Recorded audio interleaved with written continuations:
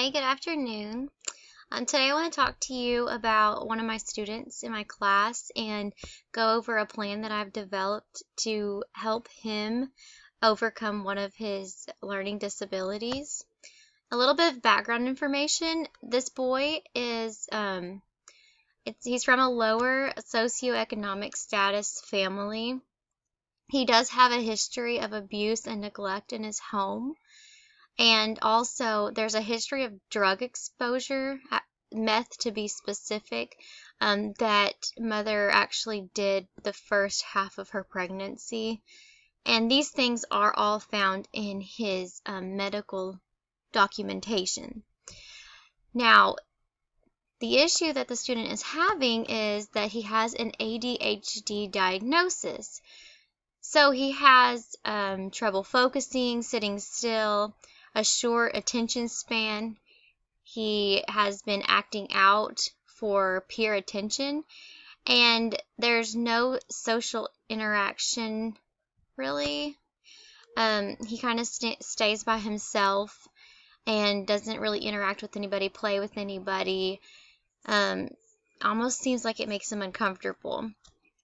So I have developed a few solutions to some of the problems that I'm seeing. The first problem that he is having is sitting still while we have carpet time. And I think that a great solution to this problem would be to sit him in an assigned seat that is at the front of the carpet and right in the center so that he sees me in his line of sight, and he will be away from any distractions that might catch his attention. Now, also he has a problem sitting still at the desk.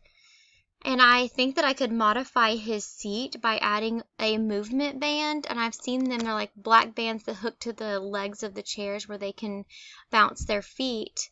Or I could provide the student with an exercise ball seat so that he feels like he can move and fidget. And hopefully that will satisfy that impulse. Another problem is paying attention during instruction. I think that I could give the student some silly putty or a marble-filled balloon, which I actually did make recently. And it's I just take a latex balloon and I put some marbles in it, tied it, didn't add any air or anything, and so you can squeeze it in your hand and move the marbles around inside of the latex. The problem of seeking negative attention from his peers.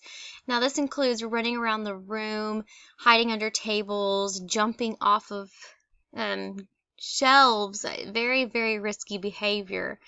I have begun just ignoring the poor behavior. That's not dangerous. That excludes him trying to jump off of a bookshelf.